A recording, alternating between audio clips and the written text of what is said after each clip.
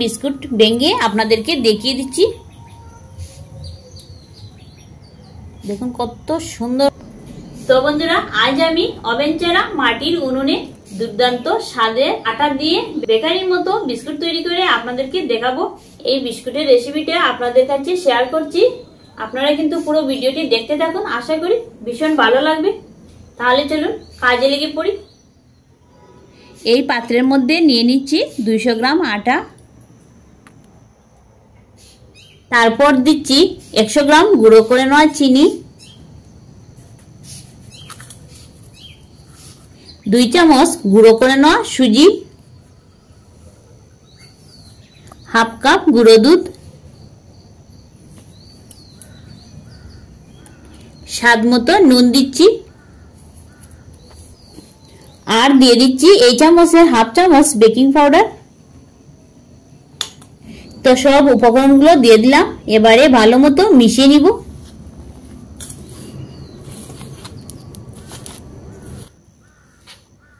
তো সবকিছু ভালো মতো মিশিয়ে নিলাম, মধ্যখানে কিছুটা জায়গা করে নিচ্ছি। এখন এর মধ্যে দিয়ে দিচ্ছি এই বাটি দিয়ে 1 বাটি সাদা তেল। বিস্কুটটি বানাতে জল ব্যবহার করা যাবে না, শুধুমাত্র তেল, ঘি বা ডালডা দিয়ে বানাতে হবে। তো তেলটা দেওয়ার পর হাত দিয়ে চেপে চেপে সফট একটা ডো বানিয়ে নিব। আরো 1 কাপ তেল লাগবে, তাই আমি দিয়ে দিচ্ছি।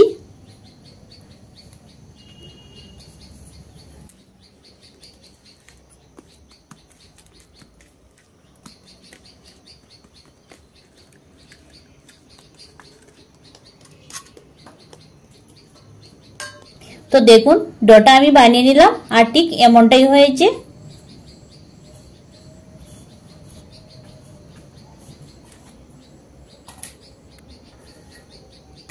তারপর এরকম একটা স্টিলের থালা নিয়েছি বিস্কুটটি বেক দেওয়ার জন্য। এর মধ্যে খানিকটা সাদা তেল দিয়ে ব্রাশ করে নিব। এবারে এই ডোটার মধ্য থেকে বিস্কুটের জন্য লেচি কেটে নিব।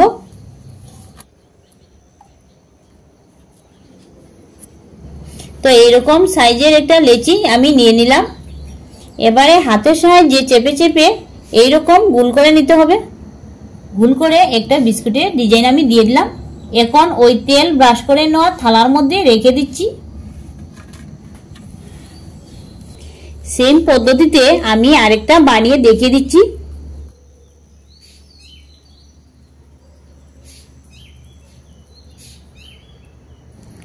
কোনো ঝামেলা ছাড়াই কিন্তু খুব সহজেই তৈরি হয়ে যাচ্ছে বিস্কুটটা।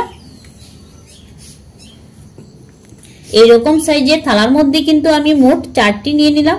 নিয়ে নিলে বিস্কুটটি বেক হতে একটি গায়ে আরেকটি লেগে যাবে, তাই আমি 4 পিস করে বিস্কুটটি বেক দিয়ে দিব। মধ্যখানে আঙ্গুলের সাহায্যে একটু চাপ দিয়ে নিচ্ছি।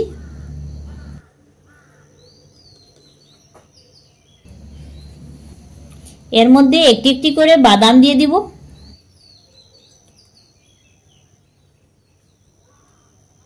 তো বিস্কুটটা বেক হওয়ার জন্য একটা পাত্র আমি তৈরি করে নিলাম, আর ঠিক একইভাবে আরেকটি পাত্র আমি তৈরি করে নিব।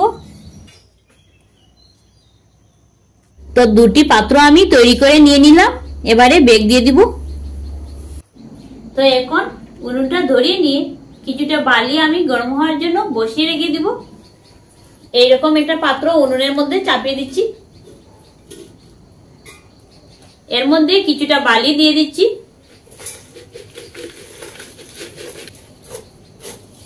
বালি দেওয়ার পর এরকম একটা স্ট্যান্ড এর উপরে বসিয়ে দিচ্ছি। 5 মিনিটের জন্য চাপা দিয়ে রেখে দিচ্ছি বালি গরম হওয়ার জন্য। তো 5 মিনিট পর চাপাটা সরিয়ে নিচ্ছি।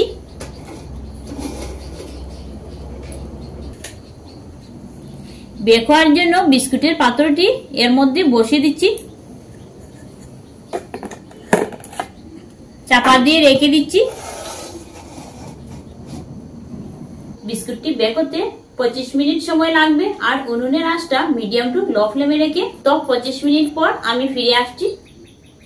তো 25 মিনিট পর এখন আমি চাপাটা সরিয়ে নিব। দেখুন বিস্কুটটি কি সুন্দর হয়েছে আর ফুলেও অনেকটা বড় হয়েছে। বিস্কুটের পাত্রটি নামিয়ে নিব।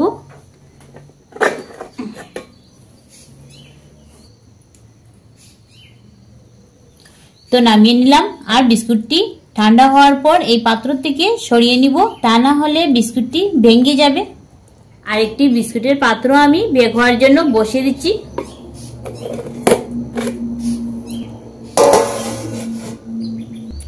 এদিকে বিস্কুটের পাত্রটি ঠান্ডা হয়ে গিয়েছে, এখন বিস্কুটটা সরিয়ে নিব।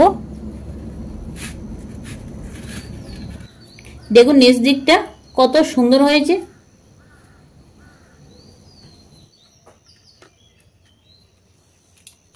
তো এইভাবে সবগুলো বিস্কুট আমি বেক দিয়ে নামিয়ে নিব, তারপর ফিরে আসছি।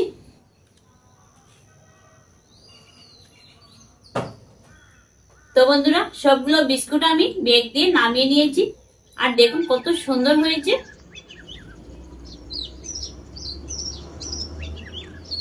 তো একটা বিস্কুট ভেঙে আপনাদেরকে দেখিয়ে দিচ্ছি।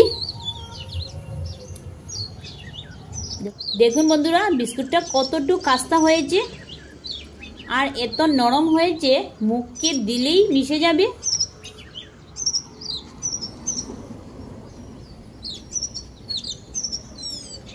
সত্যি বিস্কুটটা না অসাধারণ হয়েছে।